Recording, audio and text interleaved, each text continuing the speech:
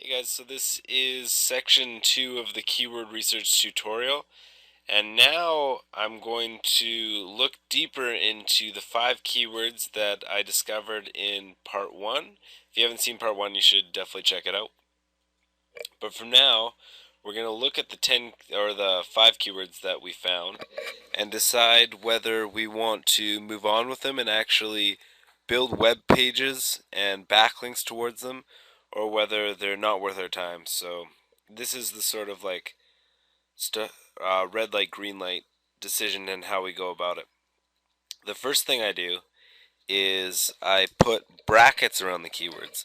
And the reason why I do this is so that I know how many competing pages there are in Google for that term, because if you don't have the brackets, then it's giving you the broad search results, which just has a whole bunch of related keywords. It doesn't have the actual, it isn't only specifically for that one keyword that you're going for.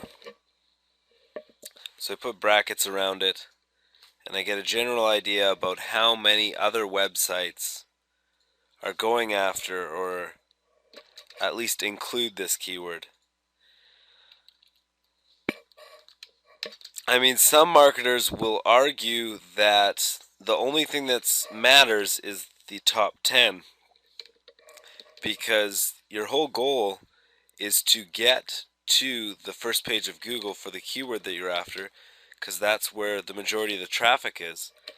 But because, from my experience anyways, if there's a lower number of competing pages, then you can get small amounts of traffic from similar keywords that aren't exactly what you're looking for, but you can you want to be competing against less pages, because that can cause more traffic to seep through. I mean, you have to kind of experience it for yourself, but if there's hundreds upon hundreds of thousands or even millions of competing web pages, then it's going to be so hard to squeak out anything of value. So we'll take a look at these keywords. How to lose 10 pounds. Pretty high. Pretty high results. I mean, I'll still look further, but that's looking like probably a stoplight.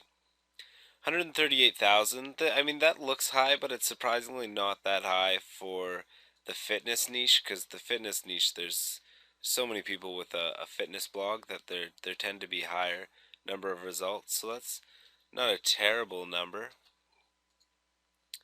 124,000, same sort of thing. 35,000, that's really good. So this could be a really good keyword. We'll take a look further in the next level of analysis. 25,000, that's even better. So the next sort of line of work. So let's say medicine ball exercises. That so far that's the one that's looking the most promising. So what I do is I take a look at the top 10 now, because I am going to want to, if I go for this keyword, or if I go for a keyword in general, I want to believe that I can get onto the first page of Google for that keyword. So can I beat these websites? And for that, I look at how they optimize. And to get on the first page of Google, you need to, the main factors are that the title pages have to have your keyword. So these web pages do.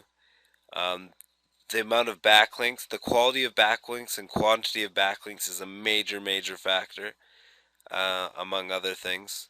So, but those are kind of the main ones. The content's really important too. But you can kind of take a look at professionalism just by taking a look at the web page and seeing how it's set up. Like this, to me, this looks fairly professional, fairly high quality post. And for that reason, you got to think this guy knows what he's doing, and there's more likelihood that Google understands that people generally like this page when they go to it. So this looks like a pretty good page. So doesn't might be kind of competitive. And the next step that I go to is I check out the backlinks that are directed towards this page. If I want to get on the top 10 of Google, I got to beat this page, and most likely I have to do it through backlinks. So Is it going to be hard for me to beat this page for backlinks, quantity and quality?